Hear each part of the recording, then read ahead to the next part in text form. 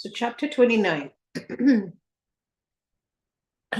So, factually, every day is a satsang. The curtain may fall on us someday, but its blessings never cease to flow. So, once while having chai prasad with Guruji, a stunning woman entered the room. Instead of focusing on Guruji, my focus went on her. She was elegant and eloquent, and she and Guruji engaged themselves in a conversation while I watched her enviously.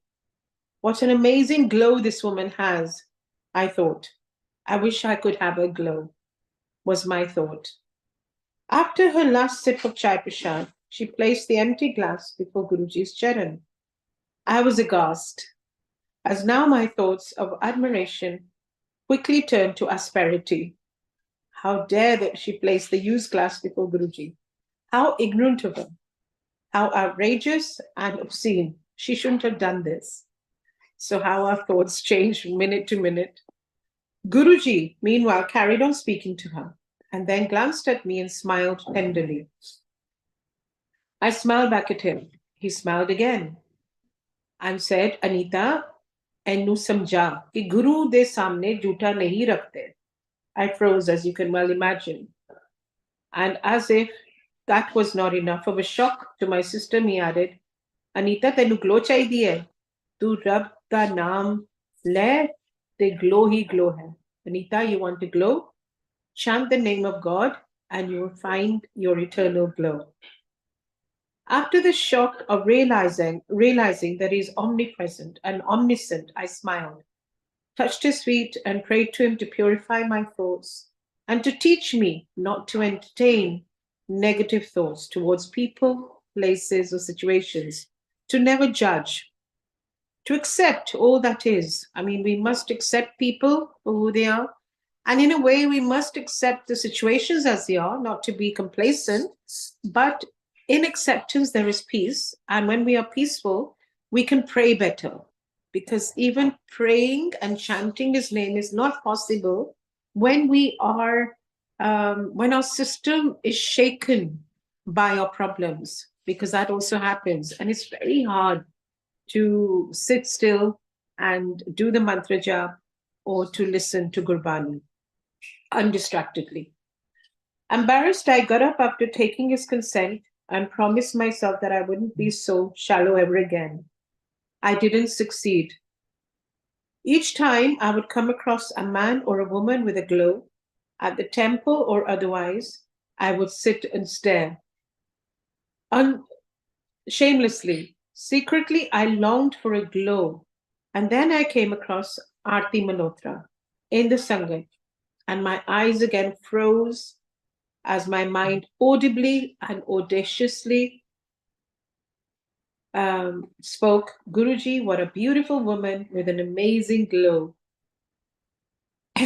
I want this glow, Guruji, was my prayer.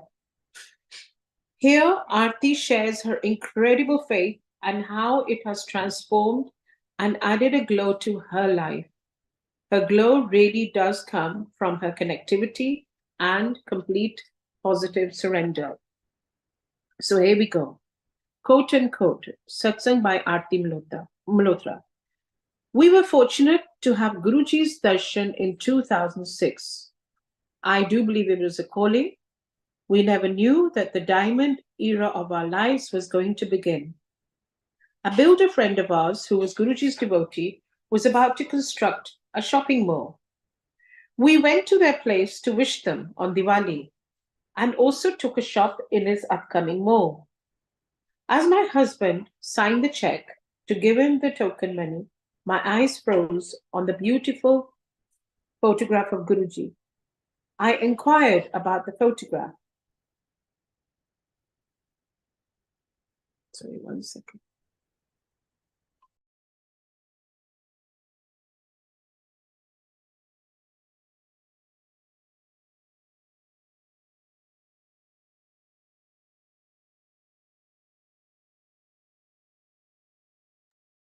I inquired about the photograph of Guruji.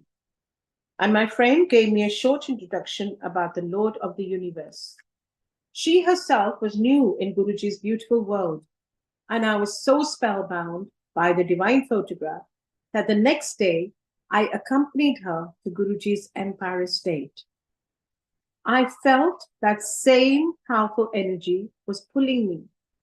I was instructed that I was not to start the conversation unless he calls us. The moment I stepped into Chota Mandir, I was startled by the magical aura of the place. Guruji was sitting on the floor wearing trousers and a t shirt. He examined me with his penetrating eyes, and I shivered from head to toe. The moment I touched his divine feet, he inquired in Punjabi, Kitho aayo? Where have you come from? I replied, Rajori Garden, Guruji. His next sentence was, Jao, mall vich jaakar dukaan khulo. Go and open shops in shopping malls. I was shocked to find that he knew about a deal that we had finalized only a day earlier, something I hadn't disclosed to anyone. This was proof of him being antaryami, omniscient. During that time, my husband was stuck in a deep-rooted business problem. As an introvert, he never shared his problems with me either. He is a very honest and God-fearing human and believes in hard work and simplicity.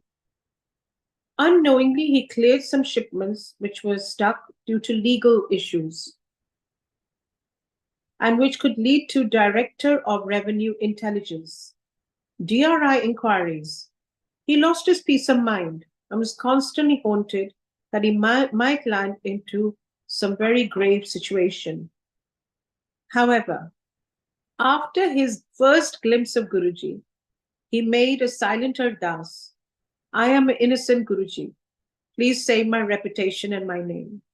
Today, more than 5 years later, each and every person involved in the case has been questioned and punished. But by Guruji's grace, no one ever knocked on our doors or troubled us.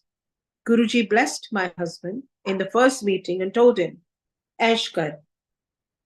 By his kripa, his one-line blessing worked like a shield and protected us in this serious situation. We are enjoying our lives in his sharan. Then gradually my spiritual journey began with my eternal Father. I feel that he first cleanses our body, mind, and soul. He is working very hard with each one of us. He has given me confidence, positive outlook, peace, and faith. These are all his blessings that altered my attitude. So this is the greatest blessing I feel that we attain from Guruji. How he shifts our attitude from negative to positive. Even in our negative situation, we remain relatively positive. Sometimes I feel that when all doors close and Guruji opens his arm and embraces us, wipes our tears and takes us under his divine umbrella. His grace is soothing. His unconditional and selfless energy guides us, pampers us, loves us, and leads our ignorant souls towards him. After his Masamadhi, we felt like orphans. Though I had his physical darshan for only a few months, I felt safe and sound and complete with him. After losing him physically, my visits to the mandir discontinued for a few months, but his blessings continued. Once, while working in the kitchen, I fainted. My husband and my kids began weeping, and after a few minutes, I regained my senses, but the left side of my face was left a little distorted. I felt weak and numb. My family doctor recommended a CAT scan for me as he was convinced of some serious ailment. I took Guruji's sarup in my hand and went for the test. I prayed silently to give me life for the sake of my children. With his divine blessings, all my reports were normal, and my face returned to its normal shape in just 2 days. Guruji had taken all my karma upon himself and the ill effect of my stars again on himself. To date, whenever I sit in meditation in Bada Mandir, I feel the vibration on the left side of my face as if the Almighty is still healing me with his curative powers. My father, too, started visiting the Bade Mandir after Guruji's Mahasamadhi. Guruji always calls us before the arrival of problems. In the same way, he called my father beforehand and started his treatment by making him eat langar prasad and listening to satsangs. After a few months, my father got seriously ill and his hemoglobin fell low. He went in for a blood transfusion where his blood got severely infected and gradually he went into a coma. I took him to a hospital in a very critical state. He was put on the ventilator and doctors told me there was total organ failure. Hence, there was no chance of survival. However, I kept Guruji's Sarup under my father's pillow and I too had lost hope of his recovery. The next day, however, I was startled to see my father had regained his senses and his life support system had been removed. He was sitting hale and hearty as if some divine force had gifted him a new life. Guruji cured him. If we say that Guruji has healing powers, then we will limit his supremacy. He can bless us with anything and everything.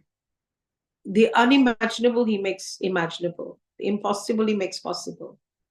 Sometimes he does put us in situations to teach us our life lessons. He creates an awakening inside us that constantly reminds us of right and wrong.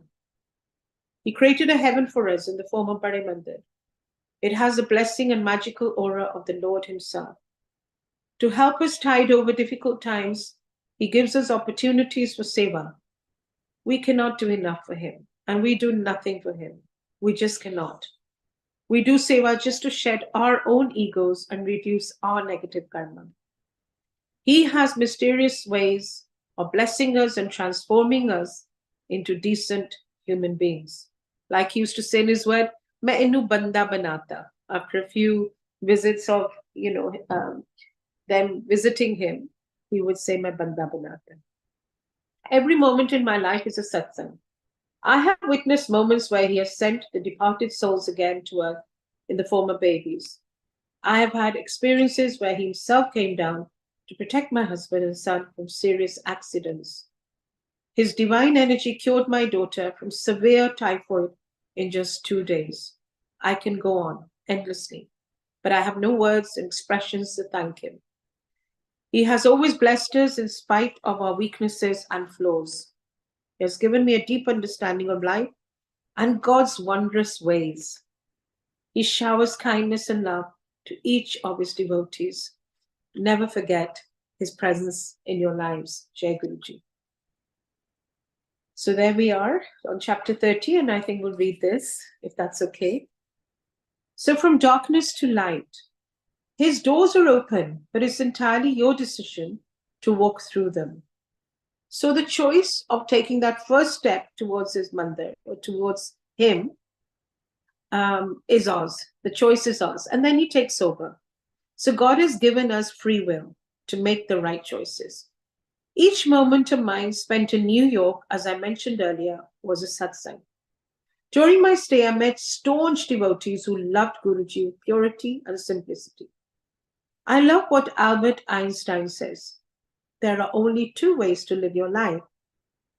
One is though nothing is a miracle, and the other is though everything is a miracle. So how beautifully said. That's how we must live our lives, believing that everything is a miracle. I live my life as though everything is a miracle, as Guruji walks beside me. I now know in my heart that if he didn't, I would have lost my way. I don't consider myself worthy of the wealth of blessings that I have received. The love and affection that I receive from the Sangat, especially during the travels, is all his grace. And life minus the blessings I would be lifeless.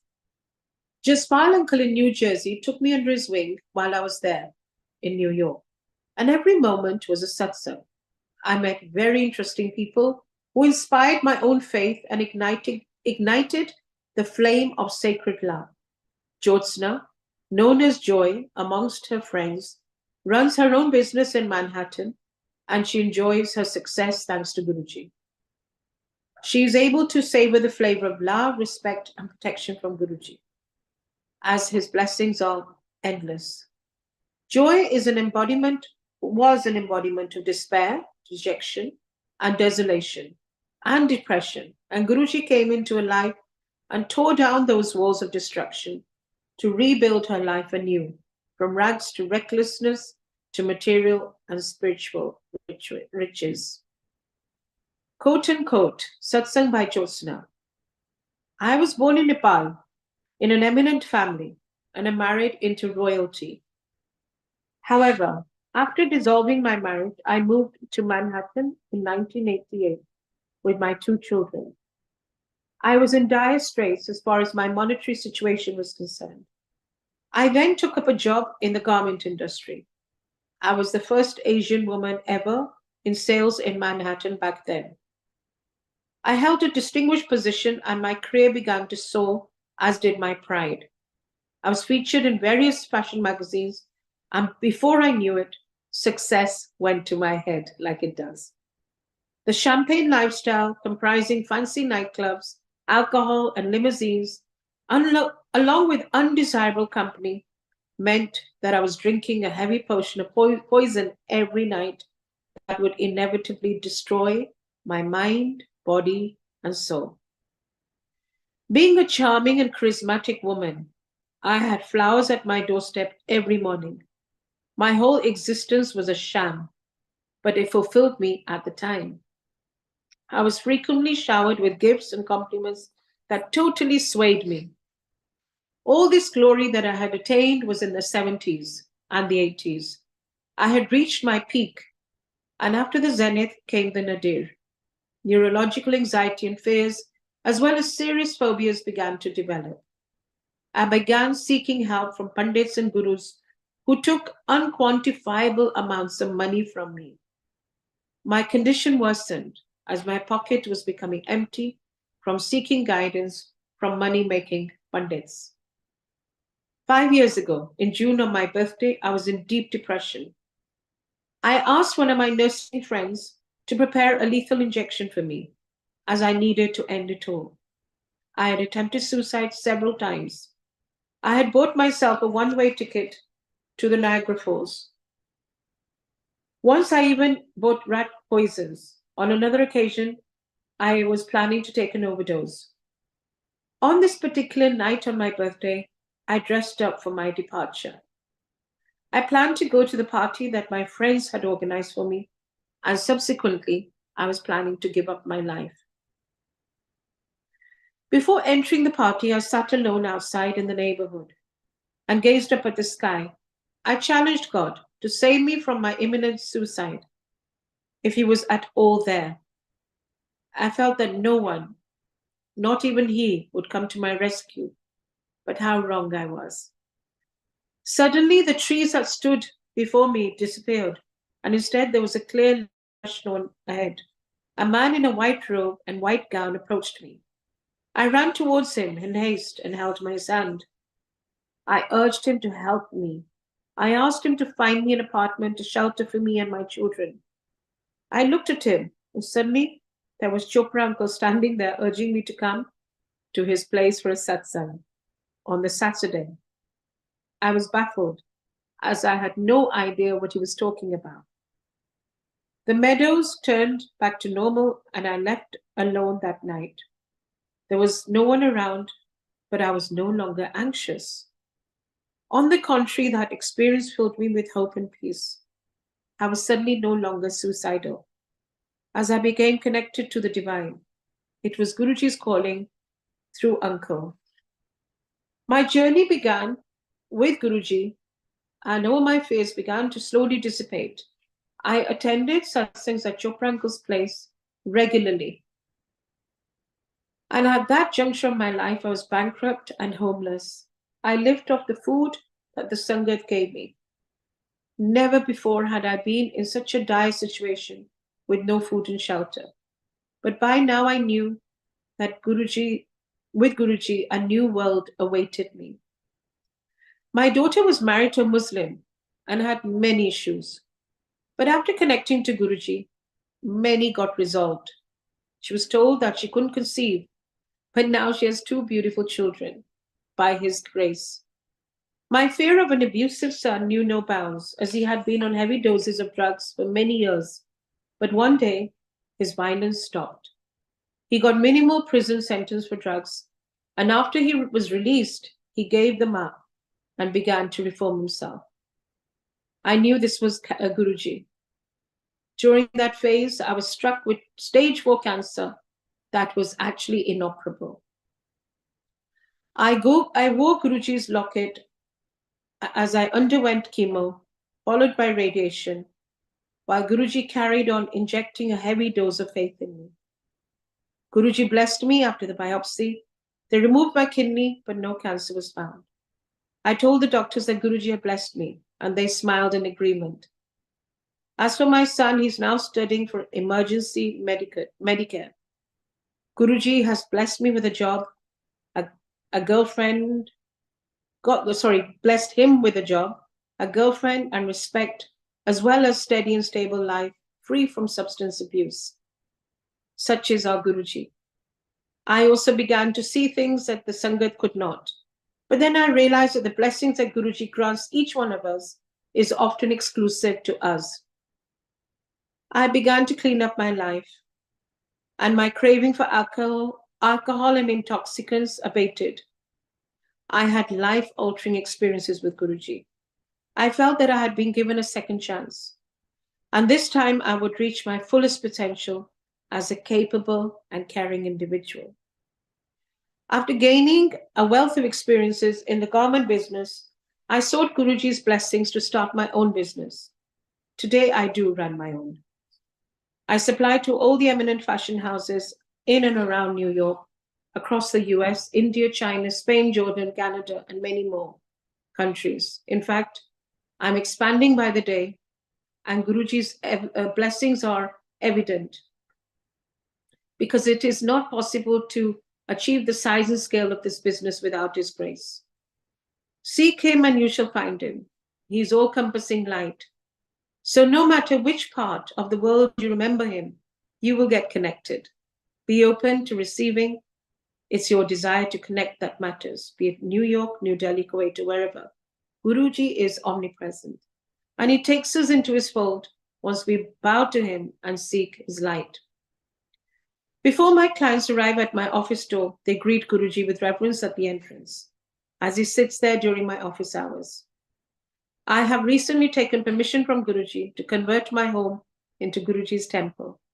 The place is idyllic as it is surrounded by nature, lakes, mountains, and trees, makes a perfect canvas, and to add to that is a boulder that resembles a shivling. Jai Guruji. How beautiful and how profound and how disturbing are people's lives.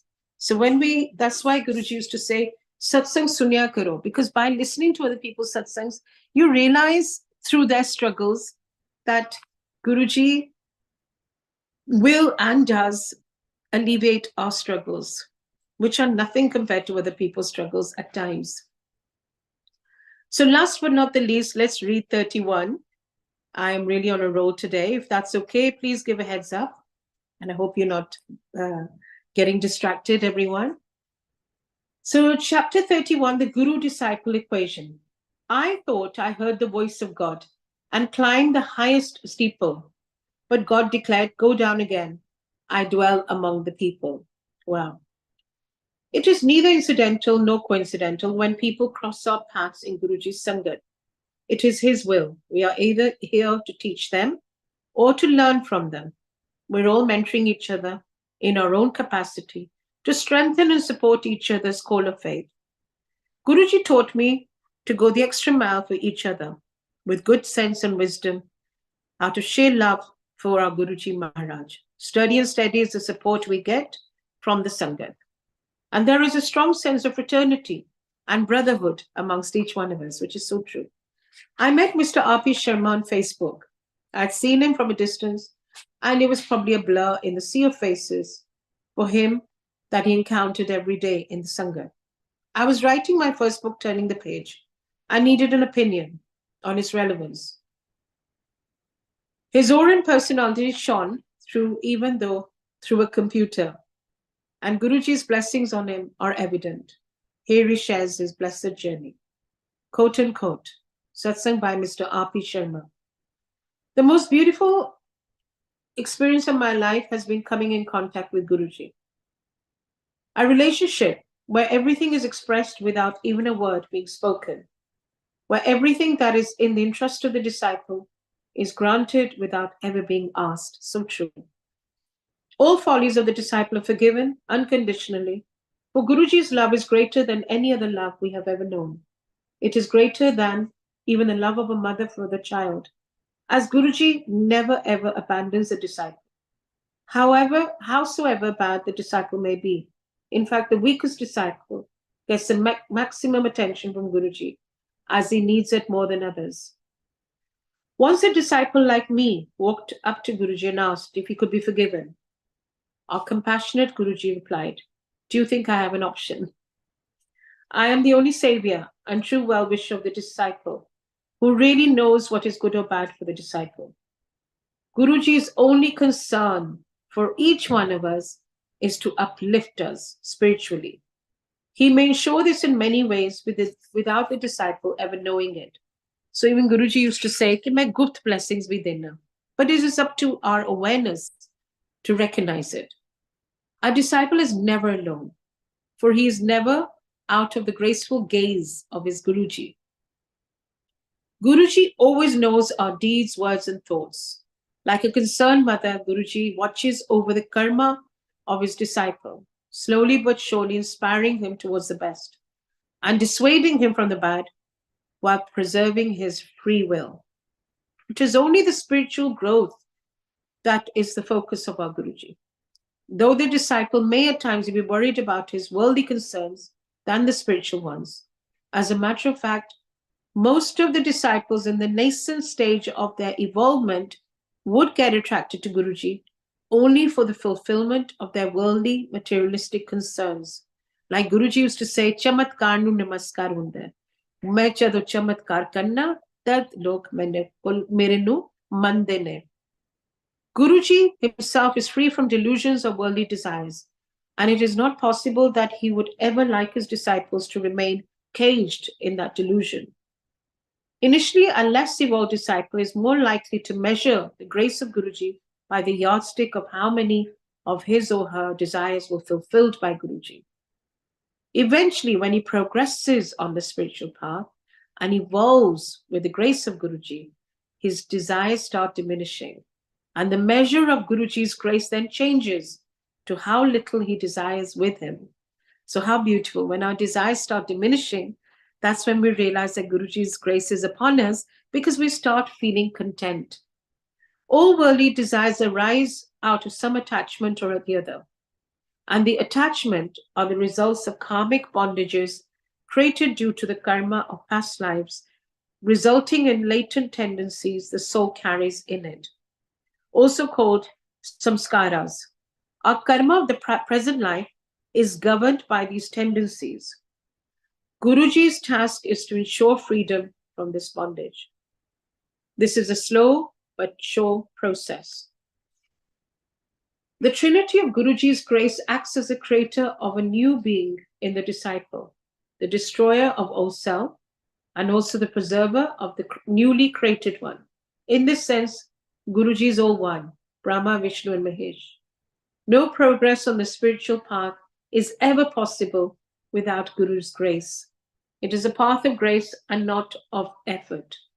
One may do endless japa, tap, puja, part, or pilgrimages, but nothing will happen till the time of the grace of the Guru appears.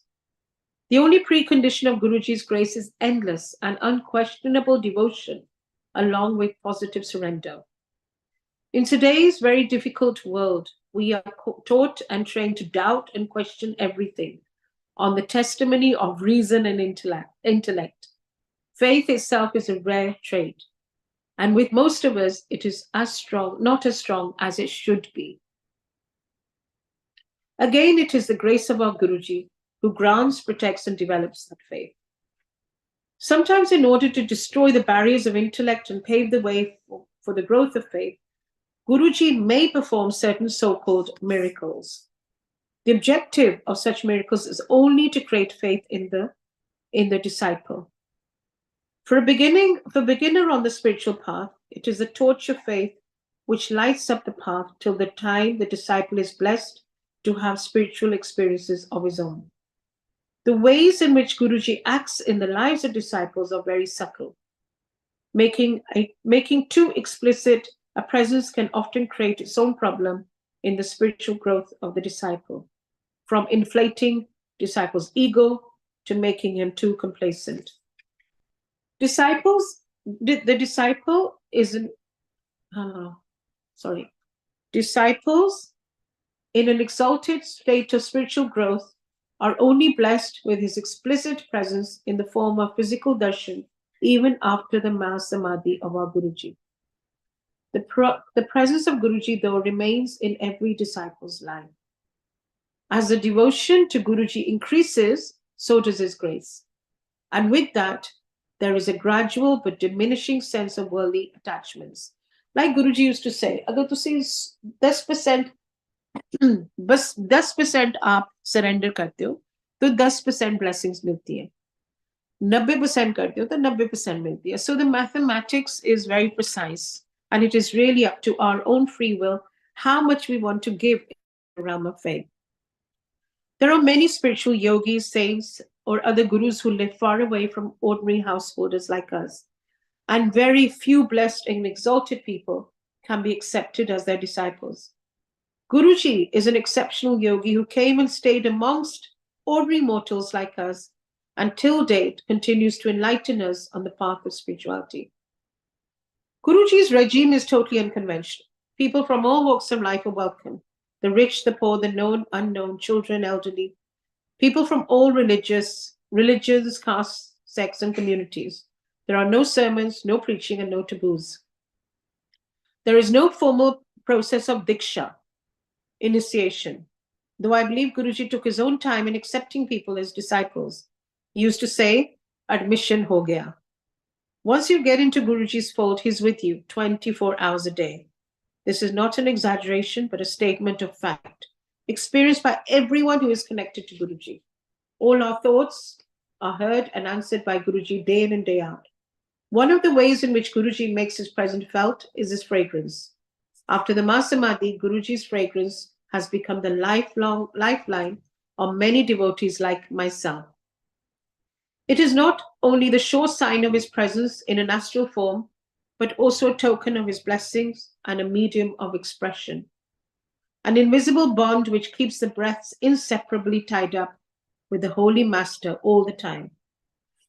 Once sitting in a satsang in his holy presence, I was pondering over the meaning of the word Guru, when suddenly he called someone and asked him to read out the meaning of the word Guru from a book.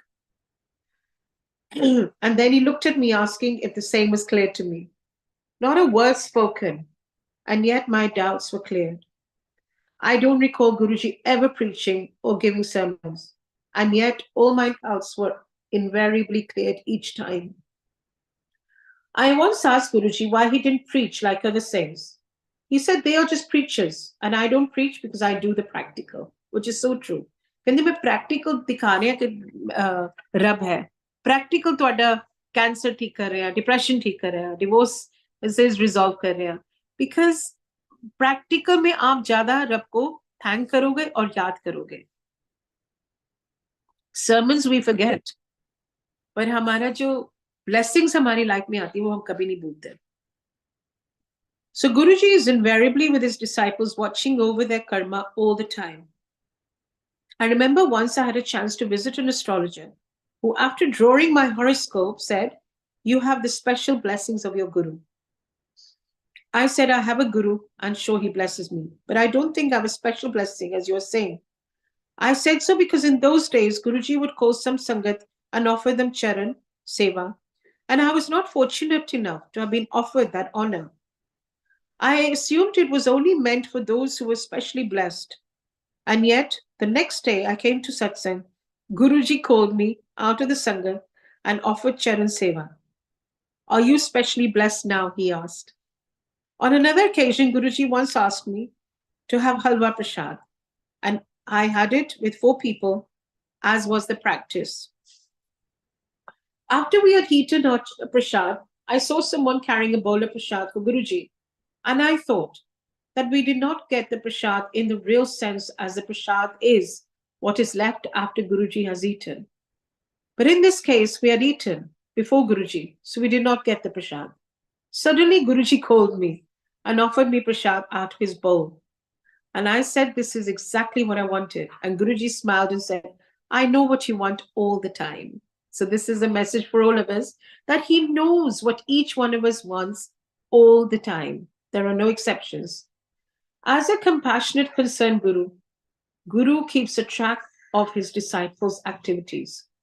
One day after Guruji's Masamadhi, I was going to the satsang at the Bare Mandir, and that particular day, there was no one to accompany me.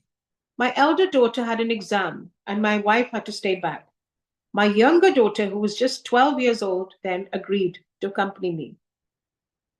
I prayed to Guruji to help me strengthen the faith of this young child.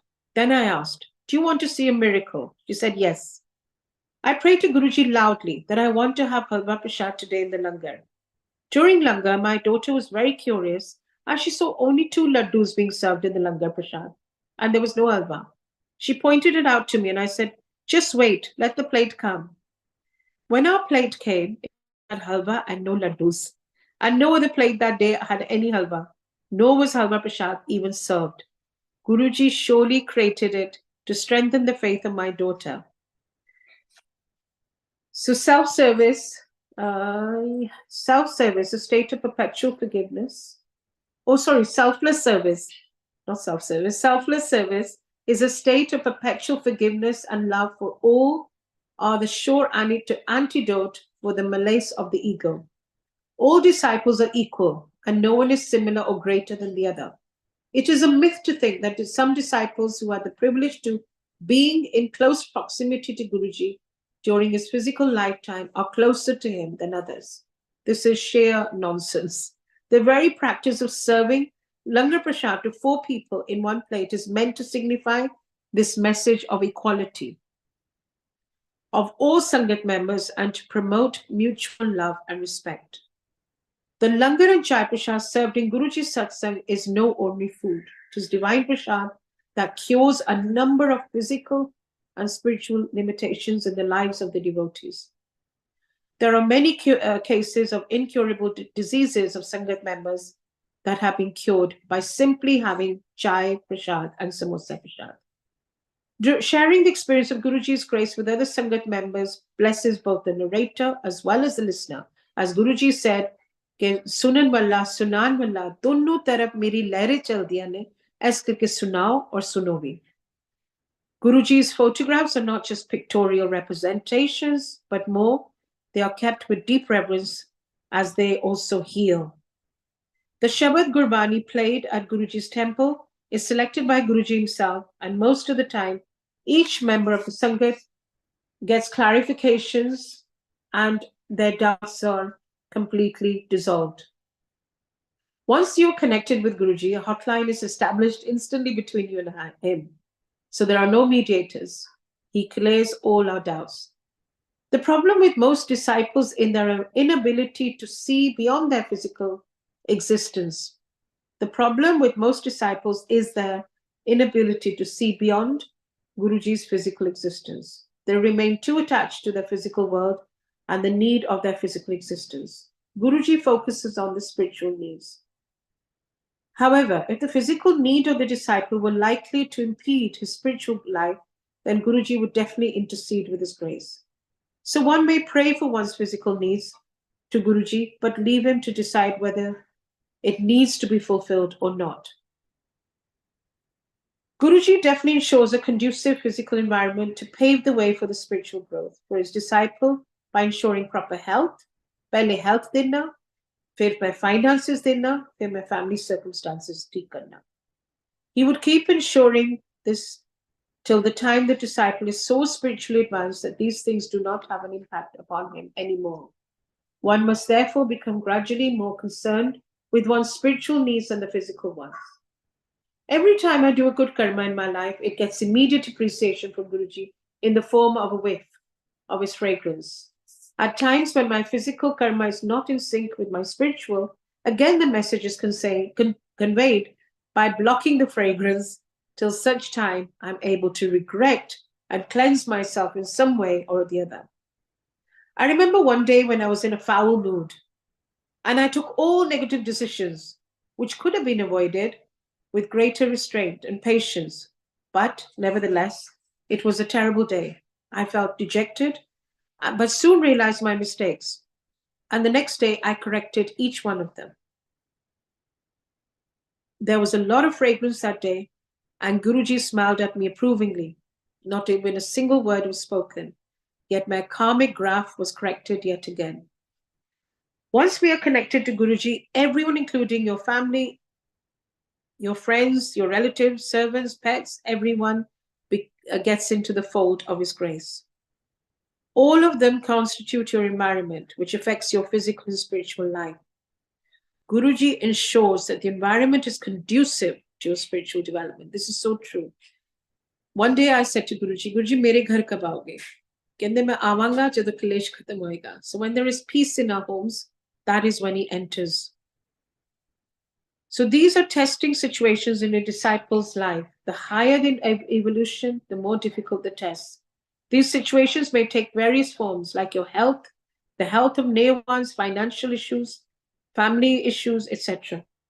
All these karmic situations are created to make the disciple work out the karmic debts and also for the soul to evolve to higher levels after going through trying experiences. So nothing is here to break us. It is, in fact, here. The trials are here to make us stronger, to make us more courageous and closer to Guruji.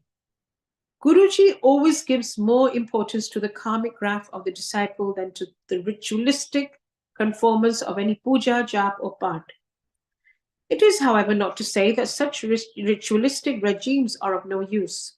All satsang, puja, tap, and more are effective only if the disciple's karmas is in sync with his spiritual objects. Otherwise, these empty exercises would not be able to take the disciple far on the spiritual path. If one were to believe that one is born with some destiny which is beyond one's ability to change, then one has to accept that one is born with some karmic baggage carried over from previous lives. This needs to be worked out in this life, and Guruji is there to handhold us.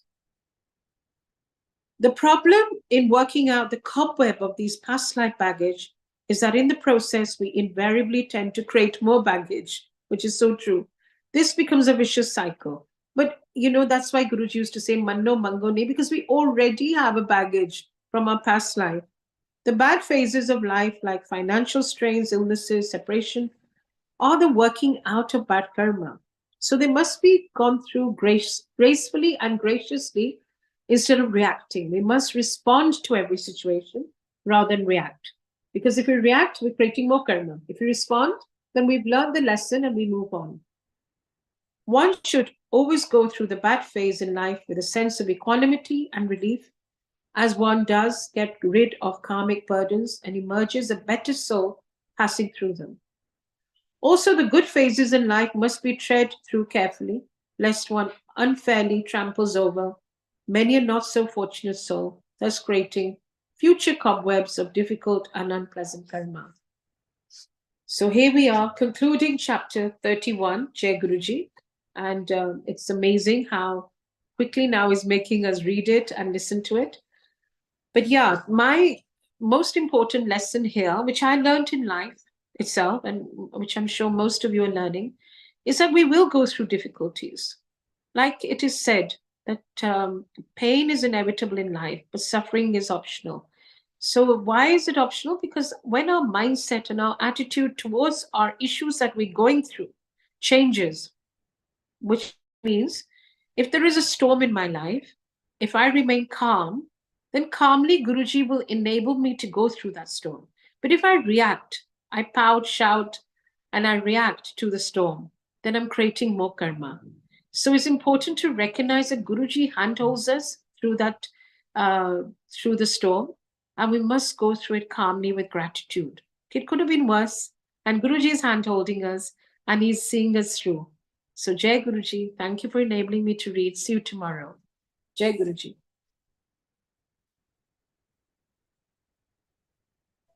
Jai Guruji Auntie, thank you so much. Beautiful reading indeed. And yes, now we are going at a fast pace, but it's like the lessons are learned very much. It's really a beautiful journey how your life has taken a turn and what all incidents have happened. It's a learning for all of us, and there are so many takes. Thank you very much for coming on this platform and reading for us. Jai Guruji Auntie, Jai Guruji Sangaji. We'll all see you tomorrow again. Thank you, Jai Guruji. Thank Thank you you. so much. Jai Guruji.